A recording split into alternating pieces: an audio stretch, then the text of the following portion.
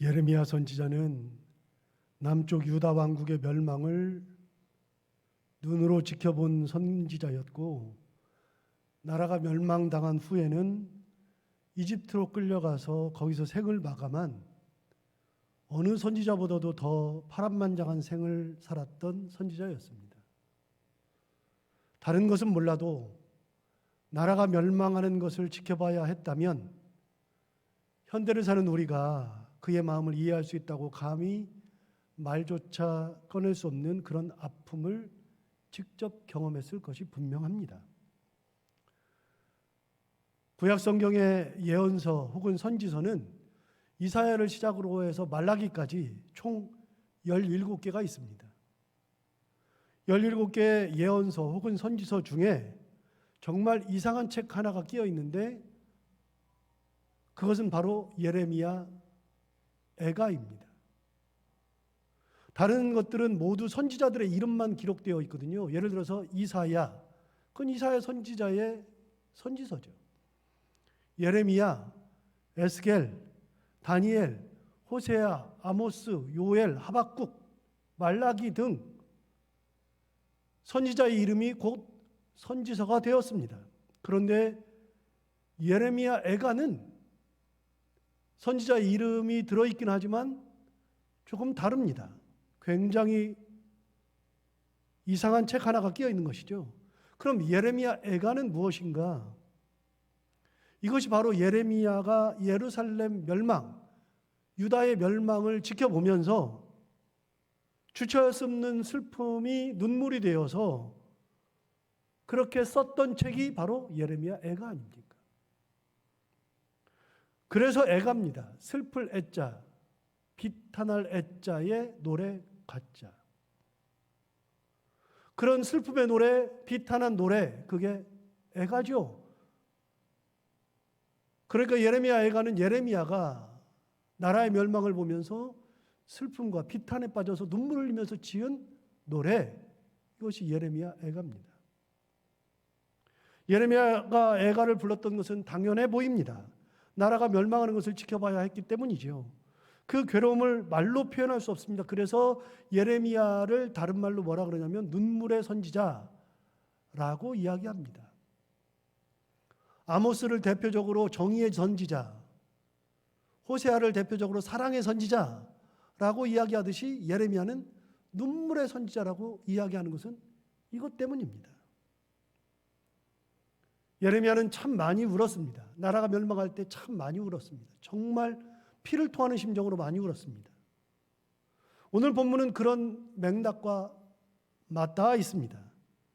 나라가 아직 망한 것은 아니고 거의 망해가고 있는 형국인데 선지자 예레미야가 유다 백성들에게 전하는 하나님의 말씀이 오늘의 본문이죠. 나라가 멸망하지 않았어요. 그런데 이 말씀을 전하는 거예요. 뭐라고 전하나 한번 볼까요? 10절 한번 보겠습니다.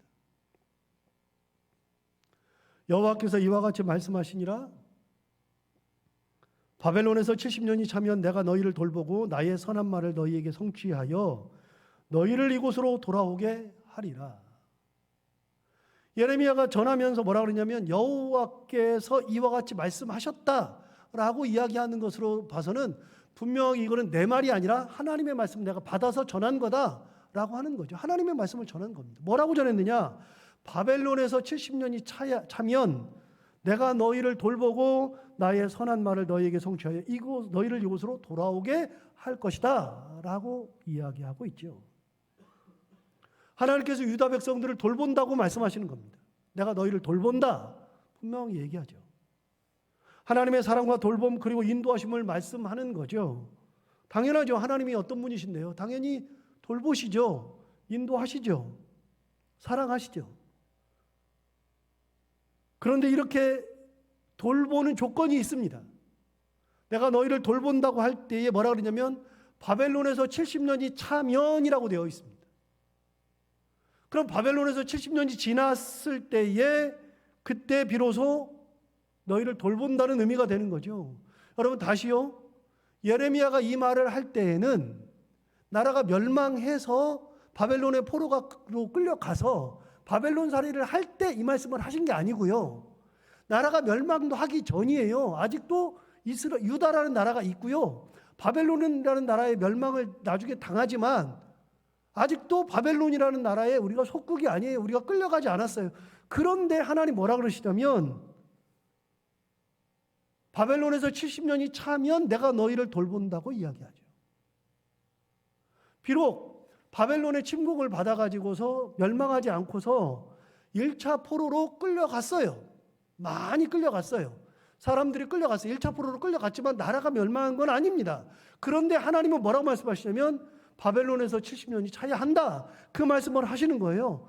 하나님의 말씀은요, 바벨론의 포로가 될 거라는 것을 이미 정해놓고 하신 말씀이죠.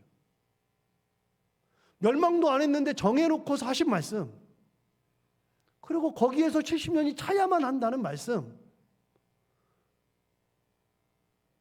망하고서 이런 말을 들으면 받아들일 수 있어요. 망했으니까. 우리가 바벨론의 포로로 가 있으니까 이 말씀을 받아들일 수 있는데 망하지 않았잖아요. 그런데 바벨론에서 70년이 차야 된다라는 말씀을 하셨을 때는 받아들이기 굉장히 어려운 얘기예요. 이게 무슨 말인가 싶을 정도의 말씀을 하신 겁니다. 유다 백성들이 이 말씀을 곱게 받을 수 없습니다. 받아들이기 쉽지 않은 것은 그런 말씀을 하시니까 모두 다 반발하게 되겠죠. 다 반발하는 것은 당연했을 겁니다. 이게 무슨 말이야? 도대체 왜 이런 말씀을 하셔라고 다들 생각하겠죠. 백성들이 받아들이지 않는 것은 그렇다 쳐도 예레미야는 하나님의 말씀을 전해야 하기 때문에 사명을 가지고 있기 때문에 전하기는 해도 예레미야 선지자도 받아들이기 힘든 말씀을 하나님께서 하시는 겁니다. 사실 누구도 행복하지 않은 메시지죠. 전하는 예레미야도 괴롭고 그 말씀을 받아야 하는 유다 백성들도 정말로 괴로운 메시지. 이런 메시지를 하나님께서 하셨습니다. 그렇게 70년이 차면 그럼 내가 너희를 돌본다. 내가 너희를 이 땅으로 약속한 것처럼 돌아오게 하겠다. 그 말씀을 하시는 겁니다. 그런 희망의 메시지를 주고 계시는 것이죠. 그런데 이 본문을 영어 성경으로 읽어보니까 이렇게 되어 있습니다. 70년이라는 세월이 다 채워지면 내가 너희에게로 다시 돌아와서 여기로 다시 데리고 돌아오리라는 은혜의 약속을 정확하게 이루어주겠다. 뭐라 그러냐면 70년이라는 세월이 다 채워지면 내가 다시 너희에게로 온다. 여러분 영어 성경을 보면 의아해요. 70년이 되면 내가 너희에게 다시 온대요. 그러면 하나님께서 어디 가신 거잖아요. 잠시 외출 중이거나 잠시 떠나 있는 것처럼 느껴지는 겁니다. 그럼 여러분 하나님 어디 가셔요? 그 사이 70년 어디 가셔요? 정말로 하나님께서 잠시 외출했다가 돌아오시는 걸까요? 아닌 거 다 알잖아요. 그건 아닐 텐데 70년이 차면 내가 다시 와서 너희를 돌보겠다라고 말씀하시죠. 어디 가지도 않는데 다시 오신다고 이야기하는 겁니다. 무슨 의미가 있을까요? 이 말씀은 70년이라는 그 기간에는 이스라엘 백성들이 고통당하고 고난당하고 어려움이 있고 비참한 삶을 살다 할지라도 하나님께서 그걸 보셔도 보지 않으시는 척, 그들의 기간에 하나님 앞에 부르짖어도 들으면서도 듣지 않으시는 척, 그걸 다 알고 계시면서도 모르는 척 하시겠다는 겁니다. 그 기간은 하나님께서 정하신 기간인데 이스라엘과 유다라는 왕국이 생기면서부터 하나님의 경고를 무시하고 살았던 이들에 대한 징벌의 기간이죠.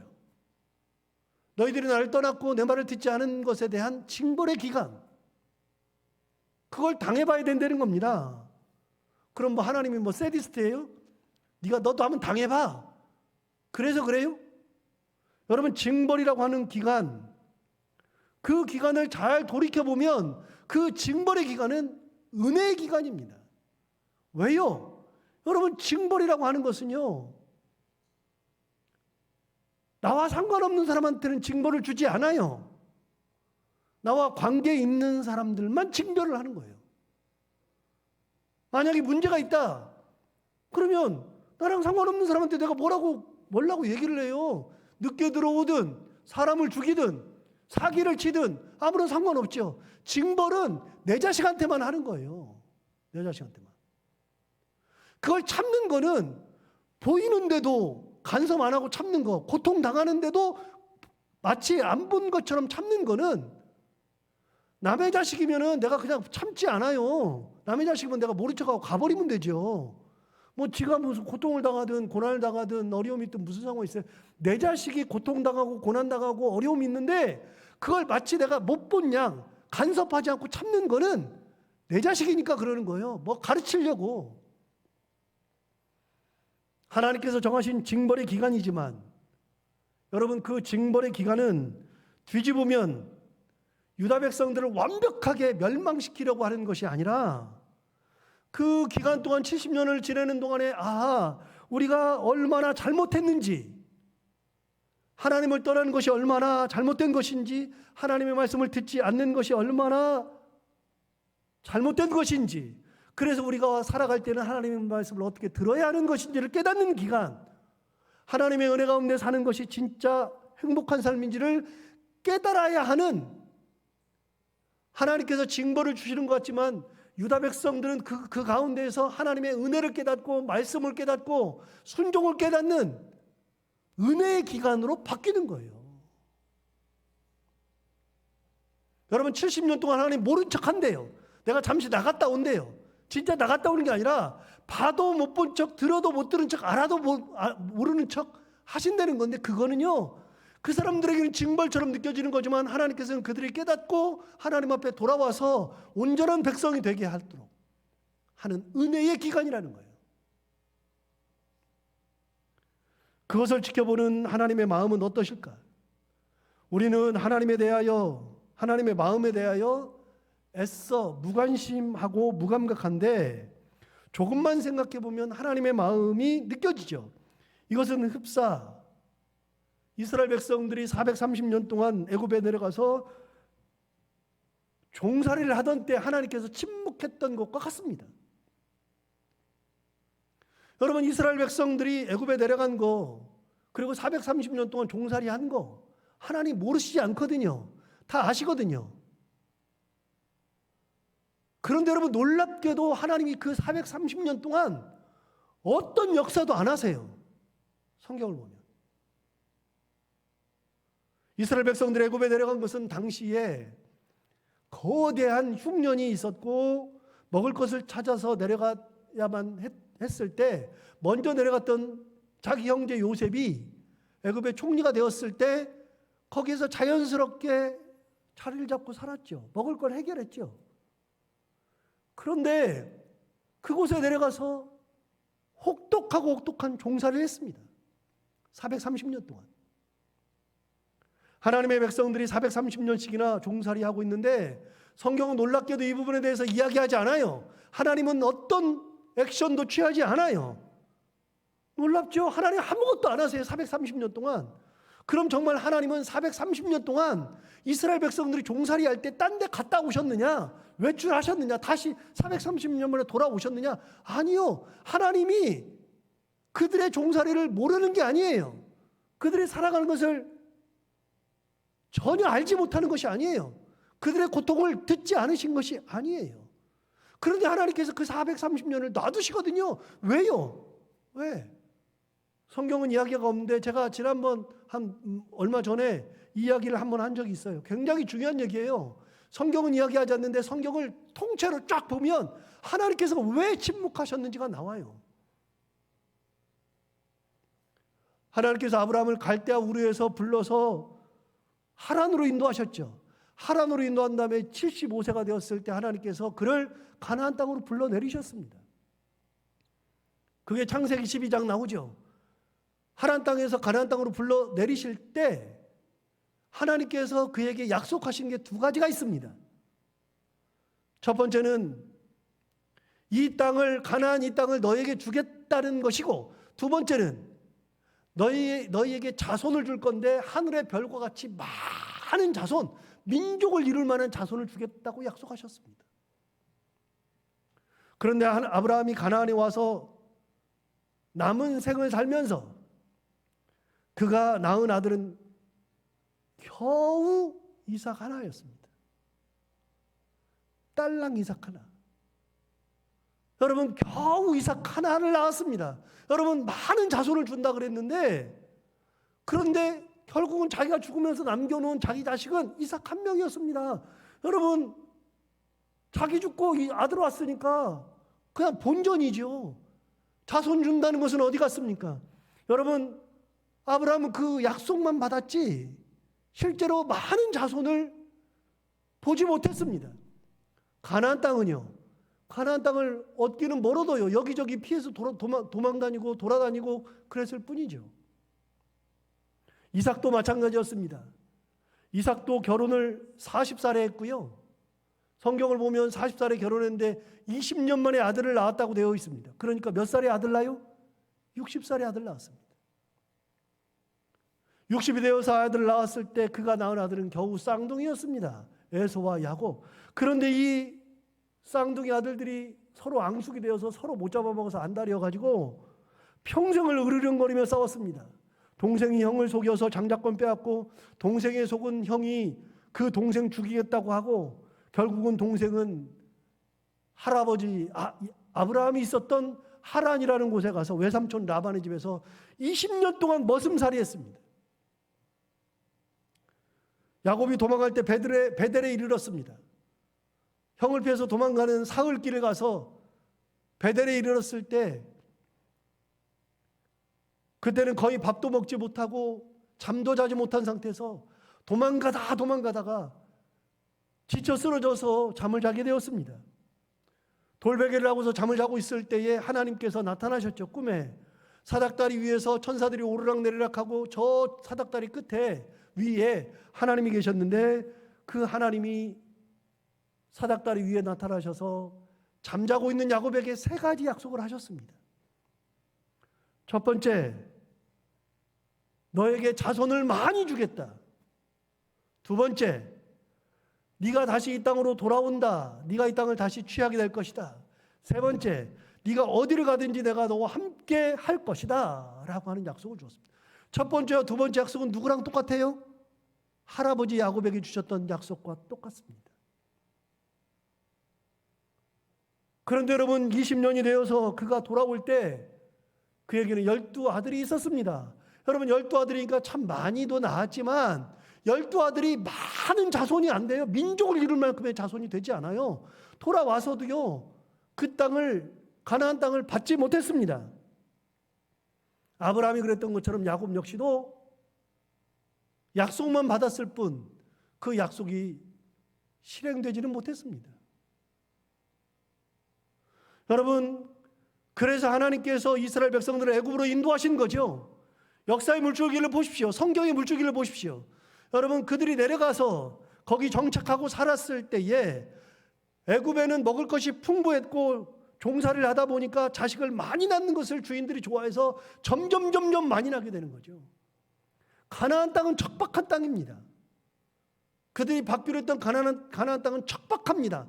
척박한 땅은요, 인심이 사납습니다. 조금만 무슨 일이 있어도 날카롭습니다. 먹을 것이 많은 곳간이 있어야 인심이 난다 그랬습니다. 여러분, 가나안 땅에 7족속이 살고 있었는데 그 7족속을 거기에 살면서 많은 민족을 이루고 그리고 그 땅을 얻을 만큼 그렇게 그들이 대단하게 그 자리에 자리 잡을 수가 없습니다. 그런데 애굽에 내려갔더니 먹고 살 걱정이 없습니다. 애굽은 먹고 살 것이 너무나 충분하죠. 그러니까 먹고 살 걱정이 없습니다. 애가 쑥쑥 나옵니다. 종살이를 하다 보니까 애가 더 많이 필요합니다. 주인이 애를 많이 낳게 하니까 애를 막 낳습니다. 애를 낳는데도 주인들은 의식도 못합니다.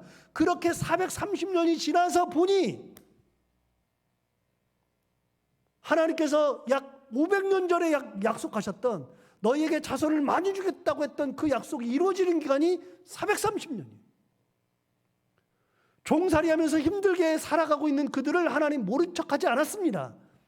그 약속이 이루어지기까지 430년이 흘렀습니다. 하나님의 뜻이 계신 거죠.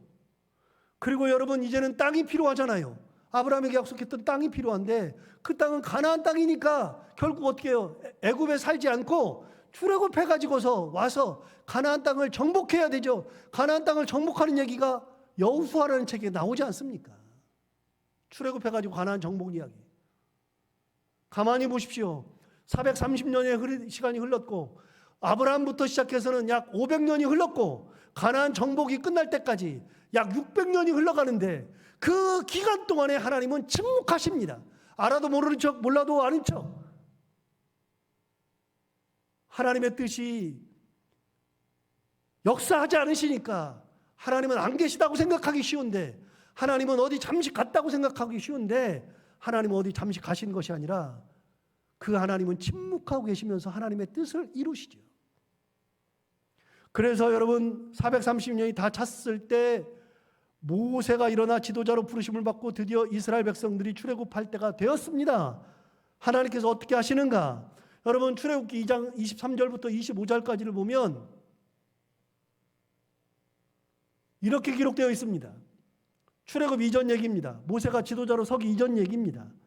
출애굽기 2장 23절, 여러 해 후에 애굽 왕은 죽었고 이스라엘 자손은 고된 노동으로 말미암아 탄식하며 부르짖으니 그 고된 노동으로 말미암아 부르짖는 소리가 하나님께 상달된지라. 430년 만에 이 얘기가 나오는 겁니다, 여러분. 그들이 고된 노동으로 말미암아 탄식하며 부르짖었어요. 그 부르짖은 소리가 하나님 앞에 상달되더라. 하나님 알고 있더라. 모르는 게 아니더라.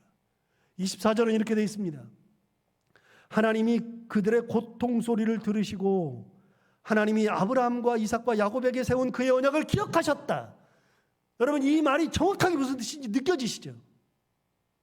그들의 고통 소리를 들으셨고요. 하나님이 옛날에 아브라함과 이삭과 야곱에게 했던 그 약속, 언약을 기억하셨다. 어떤 언약이요? 자손을 많게 해주겠다, 땅을 주겠다 하셨던 말씀을 기억하셨다. 25절은 이렇게 되어 있습니다. 하나님이 이스라엘 자손을 돌보셨고 하나님이 그들을 기억하셨더라. 이스라엘 백성들을 뭐 하셨다고요? 돌보셨다고요. 여러분 아까 예레미야 29장 10절에 내가 너희를 돌본다라고 하는 말씀이 나오잖아요. 70년 기한이 차면 내가 너를 돌본다 말씀하셨던 거. 똑같잖아요. 돌보셨다. 그리고 그들마저도 기억하셨다라고 되어 있습니다. 하나님께서는 한 번도 잊은 적이 없었습니다. 430년 동안 어디 가신 적도 없었습니다. 그들의 고통도 다 알고 계셨습니다. 그래서 하나님께서 이스라엘 자손을 돌보셨다고 말하고 있습니다. 여러분 이게 아직 출애굽 전이잖아요. 모세가 부름받는 게 3장에 나옵니다. 출애굽기 3장에 나옵니다. 그러니까 모세가 부름받기 전에 2장에서 이 말씀을 하시는 겁니다. 그런데 여러분 하나님의 놀라운 계획이 뭐 있느냐? 출애굽기 1장에 뭐가 나와요? 출애굽기 1장에 모세를 준비하시는 하나님. 모세는 태어나서는 안 되는 아이인데 태어나서는 안 되는 아이를 태어나게 하시는 하나님. 태어나서도 죽어야 되는 아이인데 그 아이를 기르시는 하나님. 그래서 지도자를 만드시기 위해서 이미 출애굽기 2장 이 말씀 하시기 전에 모세부터 준비시켜 놓고 모세를 태어나게 하시고 기르신 하나님, 출애굽을 이미 계획하신 하나님의 모습이 느껴지잖아요. 그리고 이 말씀을 하신 다음에 드디어 때가 되었다 하시니까 3장에서 모세를 불러서 모세를 지도자로 세우시는 하나님. 하나님의 계획이 놀랍지 않습니까? 하나님은 그러니까 가만 있으신 것 같아도 실제로는 모세를 준비하고 계셨고 때가 되자 모세를 부르셔서 이스라엘 백성들을 이끄셨던 것이죠. 이것이 하나님의 침묵이고 이것이 하나님의 역사인 겁니다. 여러분 하나님의 침묵은 침묵하니까 침묵이 아니라 침묵하셔도 보시고 침묵하셔도 아시고 침묵하셔도 들으시는 분이 하나님이시죠. 70년 그 70년 동안 내가 잠시 밖에 나갔다 온 것처럼 너희가 느낄지 몰라도 내가 다시 와서 너희를 돌볼 것이다 라고 하는 말 속에 다 들어있죠. 예수님께서 십자가에서 달려 돌아가실 때 엘리 엘리 라마 사박다니 그랬습니다. 번역하면 나의 하나님 어찌하여 나를 버리시나이까 라고 절규하시던 때가 있었습니다. 매정한 아버지죠. 외아들인데, 독생자인데 그 아들이 죽어가면서 하나님 왜 나를 버리시라니까 라고 절규할 때도 하나님은 아무 말씀하지 않으셨습니다. 여러분, 하나님이 눈이 멀었습니까? 귀가 멀었습니까? 하나님은 다 보고 계시고 하나님은 다 들으시는데, 다 알고 계시는데 왜 침묵하십니까? 하나님의 뜻이 있는 거 아니겠어요? 보아도 못 본 척, 들어도 못 들은 척, 알아도 모르는 척, 눈을 가리시고 귀를 막으시고 그렇게 하신 이유가 뭡니까? 그렇게 해서 하나님의 뜻을 이루시는 것이죠. 여러분, 하나님의 침묵은 침묵으로 인해서 아무것도 없는 것이 아니라 침묵 속에, 하나님의 침묵 속에는 하나님의 뜻이 들어있죠. 이스라엘 백성들이 70년 동안 바벨론에서 그 기간이 차면 내가 다시 돌아와서 너희를 돌본다 말씀하셨을 때에, 여러분, 하나님이 징벌하는 시간이지만 사실은 그 속에는 이스라엘 백성들이 돌아와서 하나님의 말씀대로 살기를 결단하고 하나님의 은혜 가운데 살기를 결단하는 그 시간이고, 그 시간이 되었을 때에 하나님이 움직이시겠다고 하시는 말씀입니다. 기가 막히잖아요. 하나님은 그런 분이시잖아요. 어디 가시지도 않으시는 하나님, 마치 어디 가셨다고 느낄 만큼 그렇게 느끼지만 그럼에도 불구하고 끝까지 참고 기다리시고 때를 다 이뤘을 때 그때 역사하시겠다는 하나님의 은혜가 들어있죠. 그 기간이 차면 다시 돌아와 이런 은혜를 주신다는 겁니다. 내가 너희를 돌본다, 다시 돌아오게 하겠다. 11절을 볼까요? 11절에 보면 이렇게 되어 있습니다. 여호와의 말씀이니라. 너희를 향한 나의 생각을 내가 아나니 평안이요 재앙이 아니니라. 너희에게 미래와 희망을 주는 것이니라. 보세요. 여호와의 말씀이니라 또 말씀하셨어요. 하나님 뭐라고 말씀하시냐면 이렇게 말씀하셨어요. 너희를 향한 나의 생각을 내가 안다. 내가 너희를 향한 나의 생각을 내가 알아. 다른 사람은 모르는데 나는 알아. 나는. 누가요? 하나님이. 하나님 뭐라냐면 내가 너희를 향한 생각이 있는데 그 생각을 너희는 모르지만 나는 안다. 근데 그 생각이 뭐냐? 나의 생각이 뭐냐? 평안이요 재앙이 아니니라. 너희들이 그 70년을 재앙이라고 생각하지만 재앙이 아니라 평안이다. 평안을 주려고 하는 것이다. 또 뭐라 그러냐면 너희에게 미래와 희망을 주는 것이니라. 하나님께서 다 계획이 있는 것이죠. 미래와 희망까지도 생각하고 계세요. 지금 이 사람들은 멸망하니까 희망이 없어요. 70년 종살이해야 되니까 희망이 없어요. 미래가 없어요. 평안이 없어요. 재앙이에요. 그런데 하나님 뭐라 그러세요? 아니야. 너희에게 희망과 미래가 되는 것이고 이건 평안이야. 거꾸로 말씀하시잖아요. 이게 뭐예요 도대체가? 그런데 하나님 뭐라 그래요? 내가 너희를 떠나지 않아. 내가 너희를 모르지 않아. 내가 너희를 끝까지 붙들고 있어. 그게 하나님의 계획이죠. 그런데 여러분, 우리가 살면서 하나님의 뜻을 다 이해하나요? 이 사람들 이해 못합니다. 저도 뭐 이해하나요? 이해 못하죠. 이해 못하는데 성경을 깊이 보다 보니, 성경을 쭉 보다 보니 하나님의 이 말씀이 이런 의미였구나. 지나놓고 보니까 알게 되는 거예요. 지나놓고 보니까. 여러분, 하나님의 뜻을 우리는 잘 이해하지 못합니다. 억지로 이해를 한다고 해도 그것이 쉽게 받아들여지지 않습니다. 정말 쉽지 않죠. 여러분, 제가 아는 하나님은 절대 그 자녀를 혼자 버려두지 않습니다. 제가 아는 하나님은 절대 그 자녀를 버리지 않습니다. 제가 아는 하나님은 절대 그 자녀를 죽이지도 않습니다. 제가 아는 하나님은 그 자녀에게 가장 좋은 길을 허락하시고 가장 좋은 길로 인도하여 주십니다. 이 믿음은 어제 오늘 가지고 있는 믿음이 아니기에 흔들림이 없습니다. 만약 그렇지 않다면 하나님은 살아계신 분이 아니고 제가 믿는 이 하나님이 아니라 그러면 하나님은 살아계신 분이 아니시죠. 그런 하나님이라면 저는 믿을 필요가 없습니다. 이 자리에 서 있을 필요가 전혀 없죠. 그런데 여러분, 극한 상황이 되면 제가 가지고 있는 이 믿음, 이 확신, 이것이 제가 극한 상황이 되면 놀랍게도 흔들립니다. 사람이요, 그런 믿음을 가지고 있다가도 자기도 극한 상황이 되면, 멸망할 때가 되면, 어려운 때가 되면 흔들립니다. 놀랍게도 의심이 생기고 나도 모르는 반항을 하는 겁니다. 여러분, 잘 아는 얘기 한번 할까요? 들었던 얘기지만 제가 유학을 마치고 한국으로 돌아와서 4개월 동안 논 적이 있다 그랬잖아요. 뭘 해도 되지 않던 시절이었습니다.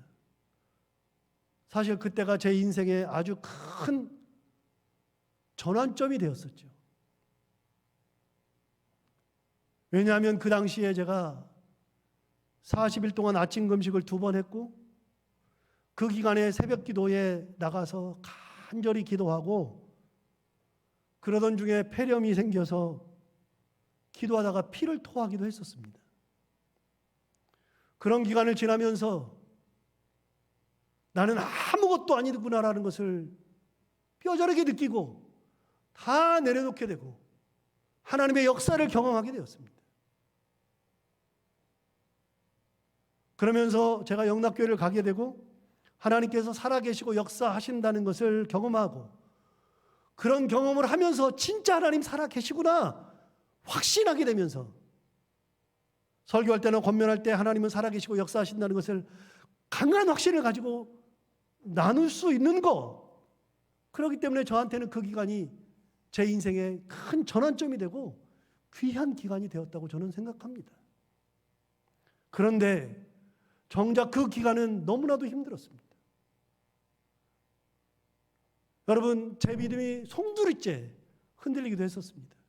하나님 앞에 떼를 쓰기도 하고 위협을 하기도 하고, 이게 뭐야 싶은 생각도 들고, 하나님 뭐 하시나 이런 생각도 들고, 아까 말씀드렸잖아요. 제가 아는 하나님은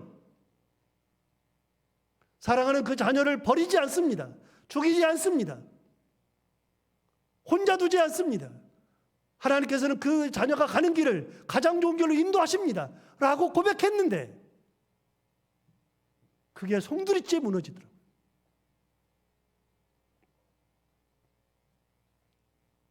너무 힘들었습니다. 그때 영국에서 저희 가족을 정말 잘 돌봐주시던 엘리자베스라고 하는 분이 계셨는데, 그때도 그렇고 지금도 그렇고 그분은 저희 가족에게는 천사와 같은 분입니다. 영국을 떠난 지 벌써 이제 한국으로 돌아온 지 13년인데 애들 생일 때마다, 연말이 되었을 때 그때마다 여지없이 지금도 애들 생일 됐다고 생일 카드 보내주시는 분입니다. 80이 되신 분인데 연말이 되면은 꼭 생일 크리스마스 카드와 더불어서 제가 살고 있었던 영국 버밍엄이라고 하는 지역에 달력을 꼭 보내줍니다. 대단한 분입니다. 저희 가정에게는 참 천사와 같은 분인데, 그 당시에 제가 4개월 동안 있을 때 그분하고 통화할 기회가 있어서 통화를 하는데 제가 이런 어려움을 토로한 적이 있었습니다. 그랬더니 그분이 그걸 듣자마자 편지를 보냈는데 그 편지가 급하게 왔더라고요. 그 기간 사이에.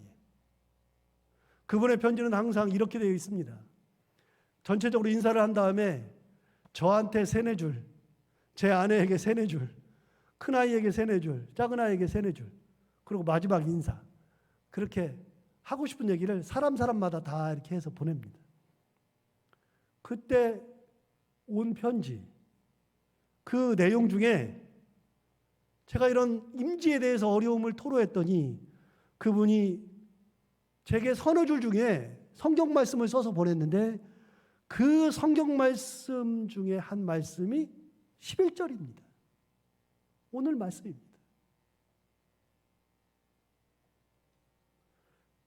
뭐라고 되어 있습니까? 여호와의 말씀이니라. 너희를 향한 나의 생각을 내가 아나니 평안이요 재앙이 아니니라. 너희에게 미래와 희망을 주는 것이니라. 이 말씀을 이 편지에다가 딱 그 한 절을 딱 써서 보낸 거예요. 목사인 제게 얼마나 큰 힘이 되었는지 모릅니다. 당시 저는 이 말씀을 실제로 몰랐고요. 그걸 영어로 본 다음에 그걸 검색해서 찾아보니 오늘 본문에 있는 말씀입니다. 11절, 29장 11절. 그때부터 저는 이 말씀을 항상 잊어본 적이 없습니다. 그분은 평신도인데 평신도가 목사를 그렇게 깨우쳐 주었습니다. 그때부터 이 말씀을 붙들고 기도하였고, 이 말씀과 기도처럼 하나님께서 제게 재앙을 내리시지 아니하시고 평안을 주시고 미래와 희망을 주셨습니다. 물론 당대에는 재앙이었습니다. 그때는 너무나도 힘들었습니다. 그런데 지나놓고 보니까 그것이 재앙이 아니라 하나님의 계획이었습니다. 저를 낮추시는 하나님, 저를 쓰시려는 하나님, 저에게 희망과 미래를 주시는 하나님, 그 놀라운 역사가 그 속에 다 들어있었습니다. 저는 깨닫지 못했는데 그분은 깨달았습니다. 그러고 나니까 제게 확신이 더 생기는 겁니다. 그래서 지금은 더 강하게 하나님은 살아계신다. 하나님이 역사하신다. 가만히 있는 것 같아도 하나님 지금도 움직이신다. 가장 좋은 길로 인도하신다. 그런 믿음이 있기 때문에 목회를 할 때도 이런 목회를 할 수 있는 겁니다. 12절과 13절도 볼까요? 너희가 내게 부르짖으며 내게 와서 기도하면 내가 너희들의 기도를 들을 것이요. 보세요. 너희가 내게 부르짖으며 내게 와서 기도하면 내가 너희들의 기도를 들어준대요. 들을 것이요. 13절 너희가 온 마음으로 나를 구하면 나를 찾을 것이요 나를 만나리라. 그럼 하나님 뭐라 그래요? 기도하면 들을 거야. 찾으면 내가 네 앞에 서 있을 거야. 그럼 돼. 70년 괜찮아. 그런 기간이라도 괜찮아. 나는 어디 가지 않아. 그 기간에도 기도하면 내가 들을 것이요 나를 간절히 찾으면 내가 너희들이 찾을 수 있도록 너희 앞에 있을 거다. 나를 만날 거다. 라고 말씀하시는 하나님의 선언입니다. 여러분, 오늘이 11월 22일이죠. 기억하십니까? 정확하게 5년 전 오늘 2015년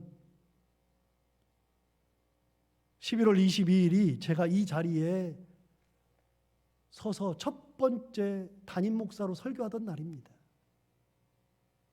다른 사람 몰라도 저는 항상 이 날을 잊어버리지 않고 기억하고 있거든요. 그날 제가 부임하면서 어떤 설교로 시작할까 기도하면서 준비했던 설교가 있었습니다. 저는 그걸 한 번도 잊어본 적이 없습니다. 그리고 5주년이 되는 오늘 무슨 설교를 할까 고민하다가 오늘 이 말씀을 꺼내 들었습니다. 하나님께서 제가 가장 어려울 때 침묵하고 계셨던 그 하나님이지만 침묵이 아니라 은혜를 준비하셨던 그 하나님. 그래서 이곳에 와서 목회를 시작하고 지금까지 하나님께서 은혜로 인도하신 그 하나님. 앞으로도 가장 힘들고 괴로울 때에도 하나님은 침묵하고 계실 것이지만 그럼에도 불구하고 하나님은 끝까지 우리를 지켜보시고 돌보시는 그 하나님, 가장 좋은 길로 인도하실 하나님, 그분이 생각났습니다. 여러분, 제가 교만하지 아니하고 제가 딴짓하지 아니하고 이 하나님을 끝까지 붙들고 있으면, 제가 타락하지 아니하면 하나님께서 우리 교회를 평안의 교회로 인도하실 거라는 확신, 믿음. 사랑하는 성도들도 이 말씀을 기억하면서 하나님께서 우리에게 주시는 것은 재앙이 아니라 평안이라는 말씀, 미래와 희망을 주신다는 말씀. 여러분, 하나님은 살아계시죠. 제가 있는 5년 동안 하나님의 살아계심을 정말로 많이 느꼈습니다. 여러분, 코로나 상황으로 모든 교회가 다 어렵습니다. 직격탄을 다 맞았습니다. 안 맞은 교회가 하나도 없습니다. 예배를 드릴 수 있는 형편이 아니고 모임을 할 수 있는 형편이 아니라서 예배도 겨우겨우 드리고 모임도 겨우겨우 하고 있고 아예 그냥 모임 자체도 없어버리고 예배만 드리는 우리 교회. 식사를 못한 지는 벌써 10개월이었고 그렇게 어려운 시간을 보내고 있습니다. 교회마다 헌금이 줄어서 난립니다. 헌금이 줄었으니 교역자를 정리해야 된다는 말도 많고 헌금이 줄었으니 봉사자들도 정리해야 된다는 소리도 많고 여러분, 그 어려움이 많습니다. 어떤 교회들은 문 닫은 교회들도 막 생기고 후원하는 것도 다 끊어야 된다고 이야기합니다. 그런데 여러분, 저는 항상 어떤 믿음이 있냐면 아무리 어려워도 하나님은 살아계신다. 가정에도 똑같아요. 우리가 가정을 살아갈 때 아무리 힘들어도 하나님은 살아계시고 역사하신다. 하나님 우리 길을 인도하신다. 저는 그 믿음은 변함이 없습니다.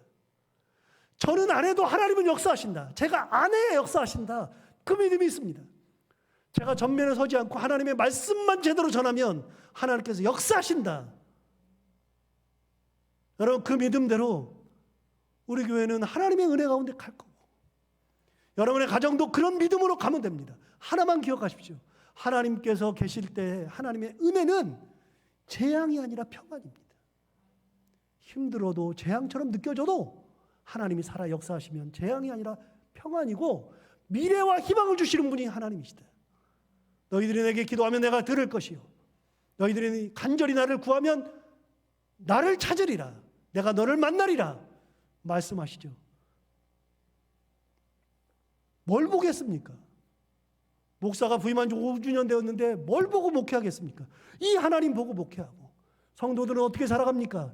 이 하나님을 만나며, 이 하나님을 바라보며 은혜 가운데 살아가는 것이 성도요, 가정이죠. 이런 교회, 이런 가정을 이루는 저희들 모두가 다 되기를 바랍니다. 기도하겠습니다. 하나님 아버지, 지금까지 지켜주신 은혜 감사합니다.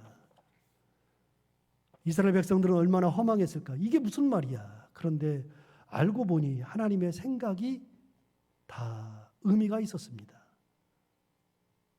평안이요 재앙이 아닌 하나님, 미래와 희망을 주는 하나님을 받아들이기까지 참 힘들었는데 그 하나님은 살아 계셨습니다. 지금까지 우리 교회를 이끌어 주신 하나님, 앞으로도 이끌어 가실 하나님, 지금까지도 우리 가정을 붙드신 하나님, 앞으로도 이끌고 가실 하나님, 그 하나님은 살아계시고 역사하시는 분임을 우리가 고백하오니, 하나님, 우리가 어떤 처지와 환경 속에서도 하나님의 은혜 가운데 살아갈 때 우리를 지키셔서 평안 가운데, 미래와 희망 가운데 살아가는 저희들 가정과 교회가 되게 하여 주옵소서. 예수님 이름으로 기도하옵나이다.